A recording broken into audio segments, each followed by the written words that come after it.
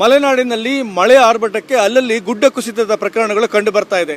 ಇವತ್ತು ತೀರ್ಥಹಳ್ಳಿಯ ಗಾಂಧಿನಗರದ ಬಡಾವಣೆಯಲ್ಲಿರ್ತಕ್ಕಂಥ ಗುಡ್ಡದ ಕೆಳಭಾಗದಲ್ಲಿರ್ತಕ್ಕಂಥ ಮನೆ ಕುಸಿದು ಬಿದ್ದಿರ್ತಕ್ಕಂಥ ದೃಶ್ಯವನ್ನು ನಾನು ನಿಮ್ಗೆ ತೋರಿಸ್ತಾ ಇದ್ದೀನಿ. ಇಲ್ಲಿ ನೋಡಬಹುದು ಕೊಪ್ಪಳ ಜಿಲ್ಲೆಯ ಗಂಗಾವತಿಯಿಂದ ಬಂದಿರತಕ್ಕಂಥ ಒಂದು ಕುಟುಂಬ ಇಲ್ಲಿ ಒಂದು ಶೆಡ್ ಮಾಡ್ಕೊಂಡಿತ್ತು. ಆ ಶೆಡ್ ಈಗ ನಿಮಗೆ ಶೆಡ್ಡನ್ನು JCBನಲ್ಲಿ ಕಾಣಿಸ್ತಾ ಇದೆ. ಅಲ್ಲೆಲ್ಲ ಶೆಡ್ ಇರ್ತಕ್ಕಂಥ ಜಾಗವನ್ನು ಅಗಿತಾ ಇದ್ದಾರೆ.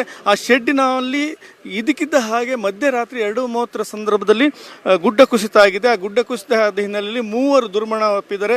ಒಂದು ಪುಟ್ಟ ಮಗು, 3 ವರ್ಷದ ಪುಟ್ಟ ಮಗು, ಹಾಗೆ ನಾಗವೇಣಿ ಮತ್ತು ಅವರ ತಂದೆ ಮತ್ತು ತಾಯಿ ಇಬ್ಬರು 3 ಜನ ಸೇರಿದ ಹಾಗೆ ಸಾವನ್ನಪ್ಪಿದ್ದಾರೆ. ಆ ಸಾವನ್ನಪ್ಪಿರೋದು ಈಗ ನೀವು ಇಲ್ಲೇನು JCB ನೋಡ್ತಾ ಇದ್ದೀರಿ ಅಲ್ಲೇ ಕಾಣಿಸ್ತಾ ಇದೆ. ಮೇಲ್ಗಡೆಯಿಂದ ಜರೆಯಲ್ಲಿ ನೀರು ಜರಿ ರೂಪದಲ್ಲಿ ಇಳಿತಾ ಇದೆ. ಆ ಭಾಗದಲ್ಲೇ ಒಂದು ಸಣ್ಣ ಶೆಡ್ ಇತ್ತು. ಆ ಶೆಡ್ ಇರೋ ಹಿನ್ನೆಲೆಯಲ್ಲಿ ಅದು ಸಂಪೂರ್ಣ ಕುಸಿತು ಆ ಮನೆ ಮೇಲೆ ಬಿದ್ದಿದೆ. ಅಕ್ಕಪಕ್ಕದಲ್ಲೂ ಕೂಡ ಇಲ್ಲಿ ಕೆಲವೊಂದು ಸಣ್ಣ ಪುಟ್ಟ ಮನೆಗಳಿತ್ತು. ಆ ಮನೆಗಳ ಮೇಲೂ ಬಿದ್ದಿದ್ದ ಹಿನ್ನೆಲೆಯಲ್ಲಿ ಇಲ್ಲಿರ್ತಕ್ಕಂಥವ್ರನ್ನ ಸ್ಥಳಾಂತರ ಮಾಡಿದ್ದಾರೆ. ಆ ಸ್ಥಳಾಂತರ ಮಾಡಿ ಅವರಿಗೆ ಆಸ್ಪತ್ರೆಗೆ ದಾಖಲು ಮಾಡಿದ್ದಾರೆ. ಆದರೆ ಬೆಳಗಿನ ಜಾವದಿಂದ ಪೊಲೀಸರು ಮತ್ತು ಅಗ್ನಿಶಾಮಕ ದಳದ ಕಾರ್ಯಾಚರಣೆ ನಡೀತಿದ್ರು ಕೂಡ ಇದುವರೆಗೂ ಶವ ಪತ್ತೆ ಆಗಿಲ್ಲ.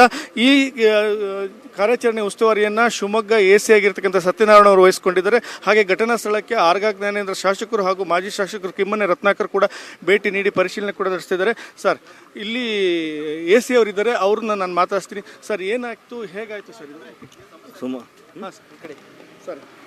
ಸುಮಾರು 2:30 3 ಗಂಟೆ ಸಂದರ್ಭದಲ್ಲಿ ತೀರ್ಥಹಳ್ಳಿ ನಗರದ ಗಾಂಧಿನಗರದಲ್ಲಿ ಗುಡ್ಡ ಕುಸಿದು ಅಲ್ಲಿ ಈಗ 3 ದಿವಸದ ಕೆಳಗೆ ಜಗಳೂರು ಕಡೆಯಿಂದ ಬಂದ 3 ಜನ ವಾಲ್ ಕೆಳಗೆ ಸಿಕ್ಕಾಕೊಂಡಿದ್ದಾರೆ ಅಂತೇಳಿ ಮಾಹಿತಿ ತಿಳಿದು ಬಂದಿದೆ.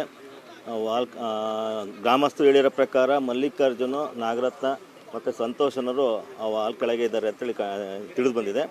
ಈಗ ಬೆಳಗ್ಗೆಯಿಂದನೂ ಕಾರ್ಯಾಚರಣೆ ಮಾಡ್ತಾಯಿದ್ದೀವಿ. ಮಳೆ ಹೆಚ್ಚಾಗಿರುವ ಕಾರಣ ಮತ್ತು ಮಣ್ಣು ಕುಸಿತ ಇರೋ ಕಾರಣ ಇನ್ನೂ ಅಲ್ಲಿ ಯಾರಿದ್ದಾರೆ ಅನ್ನೋದು ಪತ್ತೆ ಆಗಿಲ್ಲ. ಮೋಸ್ಟ್ಲಿ ಈಗ ದೊಡ್ಡದು ಒಂದು ಇಟ್ಯಾಚಿ ತರಿಸಿದ್ವಿ. ಇನ್ನು ಅರ್ಧ ಗಂಟೆ ಒಳಗೆ ಅಲ್ಲಿ ಯಾರ್ಯಾರಿದ್ದಾರೆ ಅನ್ನೋದು ಮಾಹಿತಿ ತಿಳಿದು ಬರ್ತದೆ ಸರ್. ಈಗಾಗಲೇ ಒಂದು 25 ಜನನ ಅಂಬೇಡ್ಕರ್ ಭವನಕ್ಕೆ ಶಿಫ್ಟ್ ಮಾಡಿ ಅವರಿಗೆ ಗಂಜಿ ಕೇಂದ್ರ ಓಪನ್ ಮಾಡಿದ್ವಿ. ಹನುಮಂತಪ್ಪ ಅನ್ನೋರಿಗೆ ಕಾಲು ಸ್ವಲ್ಪ ಫ್ರ್ಯಾಕ್ಚರ್ ಆಗಿ ಅವ್ರನ್ನ ಶಿವಮೊಗ್ಗದ ಮೆಗನ್ ಆಸ್ಪತ್ರೆಗೆ ಹೆಚ್ಚಿನ ಚಿಕಿತ್ಸೆ ಕಳಿಸ್ಕೊಟ್ಟಿದೆ.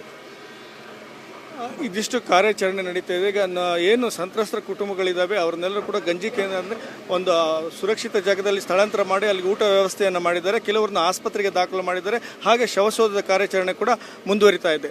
ತೀರ್ಥಹಳ್ಳಿಯಿಂದ ಕ್ಯಾಂಪರ್ಸನ್ ಅತಿಥಿ ಜೊತೆ ರಾಜೇಶ್ ಕಾಮತ್, ಏಷ್ಯಾನೆಟ್ ಸುವರ್ಣ ನ್ಯೂಸ್.